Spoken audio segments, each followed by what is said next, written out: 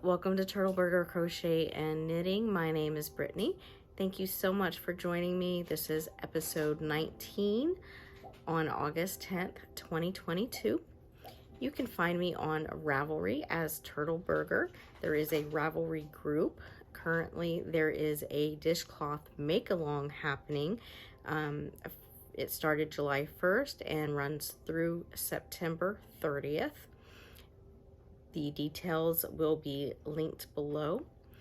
Also, just yesterday, I released a pattern, the Crumpled Griddle Stitch Phone Cozy. This is a quick, simple crocheted, obviously, phone cozy that is customizable to any device. It uses the crumpled griddle stitch, which is just a fun variation of a single and double crochets. It does begin with a foundation single crochet, which I have a tutorial for. While I'm discussing all this, I will put in some tester photos. I had 4 testers that gave phenomenal feedback that I feel made it a better pattern. You can find that on Ravelry, on Etsy, and there is a free version on my blog at turtleburgercrochet.com. So let's jump into finished objects. This is my first one, which was my Crumpled Griddle Phone Cozy. I used Peaches and Cream ombres in the color Psychedelic, and it is a wristlet.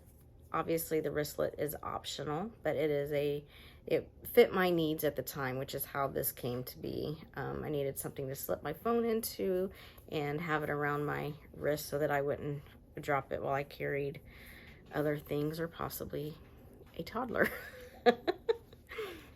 My next finished object, this is blocked, but I have not, and weaved in, but I haven't cut my ends in yet. This is the July 2022 dishcloth of the month from the kitchen sink shop. Let's see which way it goes here. I think it goes this way. This is House at Styles, which is based off of a Agatha Christie novel, I believe, or book. I'm not too familiar with them, but anyway, I used what did I use? Let me find my I used Walmart Mainstays in the color Daylily Pink. It's 100% cotton. And I used a US size, I believe they're 5s, which is a 3.75 millimeter needle. And it is so, that's obviously, not obviously because you haven't seen it yet, but it is a bigger needle size than is called for in the pattern, and so it made it really lacy and beautiful, and it is so soft. That cotton yarn is amazingly soft. And my next finished object is a sewn bag. I am so excited for this. If you have followed me, you know that I am on a quest to learn to sew, specifically drawstring project bags. And this one is my first lined bag.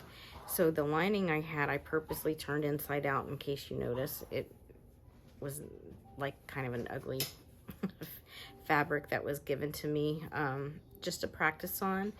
And this is just some cotton fabric I got at Walmart. I made drawstrings on my I-cord machine, which I also put a tutorial out for in the past week or week and a half or so. The tutorial I used primarily for this, I do not know the name. I think it was Christine's Crafts or something like that. I will link it below. And while her tutorial was very easy to follow, I will not be doing it again, and I will discuss why. But first off, I cut out 12 by 12 squares, and so this finished bag is approximately 11 by 11, which I was super excited about because that means my 1/4 inch seam allowance, I actually did really well on. The reason I will not be continuing with that particular pattern as far as, you know, using her techniques is she has it where you sew all the way around, which let's just talk about the elephant in the room. All my seams were so nice until I got to this seam, these seams here with the casing. They just went all kinds of wonky because I drew my lines, but I couldn't see them with my fabric pen. I think it must be drying up or something. But my real problem is after you sew those and you go to do the casing, you have to like seam rip in between them to get the drawstring through. And obviously I was not very good at that. So this is just a bag to use around our home, so I'm not too worried about it, but that just really kind of made an ugly finish on it. But anyway, I'm super excited that my first lined bag, and it went well. The only thing I would do, I did not box this one. The only thing I would do in the future is I did not seam my, I didn't press my seams, and so I don't know if if it's supposed to be this bulky on the inside or what happened, but it's actually super, it feels super padded. Even though I didn't like the design on my lining fabric that was given to me, it almost feels a little bit like a light flannel, and so it just gives it like a nice padding feel to the bag.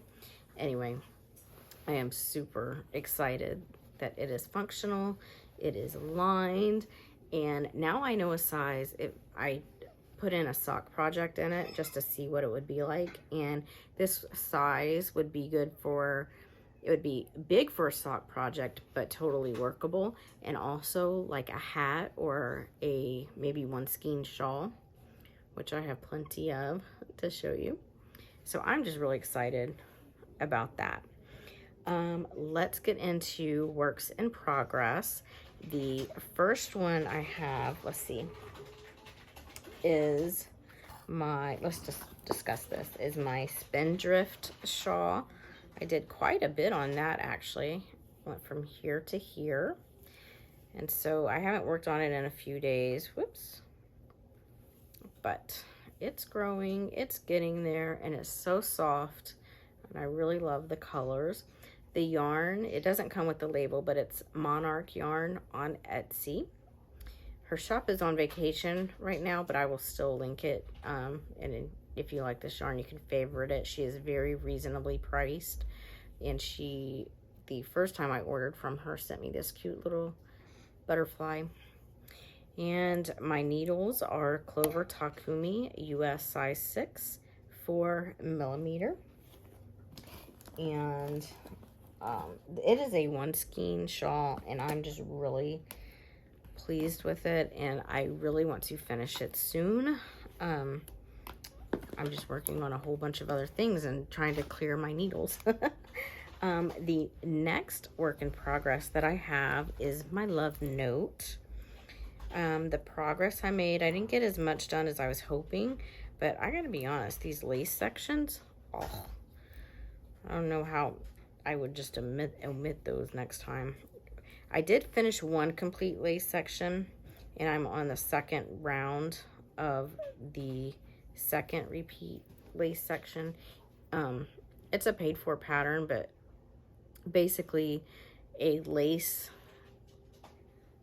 section is 10 rounds.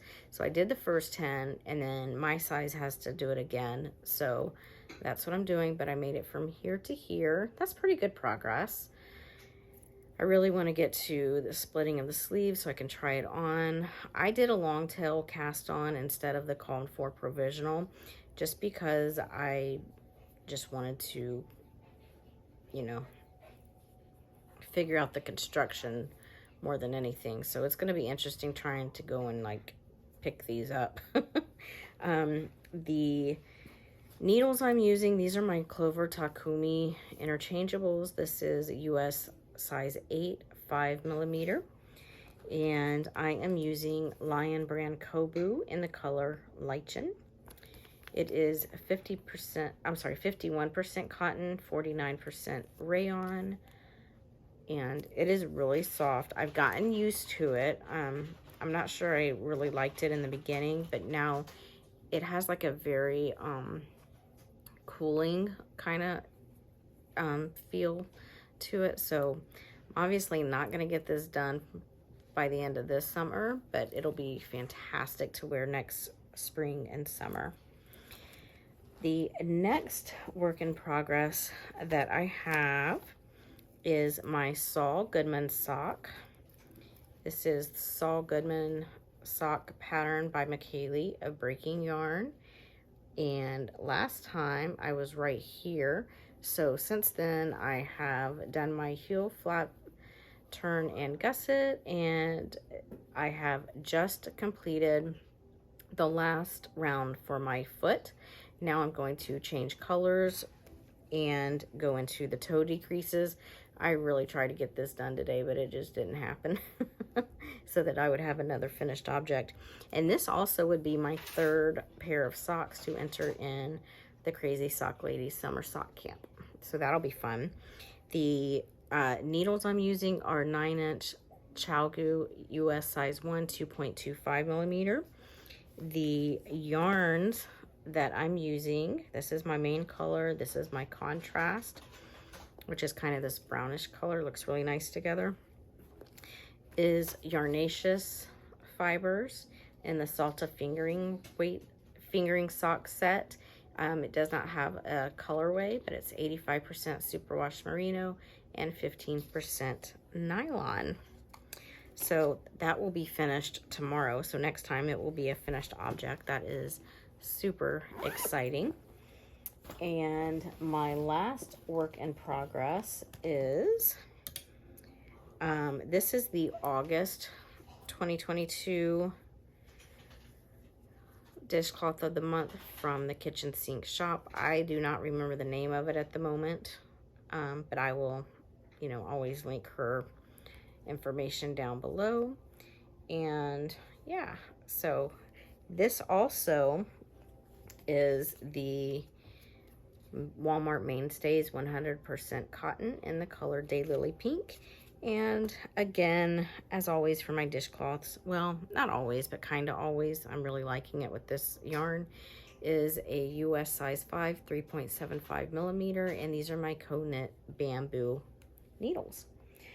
My last work in progress you have not seen before. I am so excited. I have decided to design a shawl. So this is what I have so far. This will be called the Nakomis Shawl.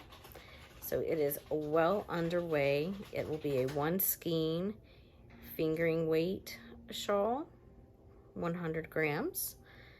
And I am using Chalgu Chalgu 40-inch cable in a US size 6, 4 millimeter. So right now I did my stockinette section, and I have been trying to work out increases with the stitch pattern that I want to use. And so it is, I really am loving it. I'm loving writing down each row that I do and kind of trying to figure out the math with it to where it still looks nice. I've had to rip it back quite a bit already. And I may still have to rip it back more, but this is where I am right now. And I'm so excited. It will be my first knitted pattern design and will be my first shawl design. And this will have a sister pattern that will be done in crochet, but obviously all of this is a long time to come. I haven't even started trying to figure that one out yet, but that will be the Nakomis Shawl. Now I have to do it because now it's on the internet. And oh, let me tell you, this yarn that I'm using is also MonarchYarn.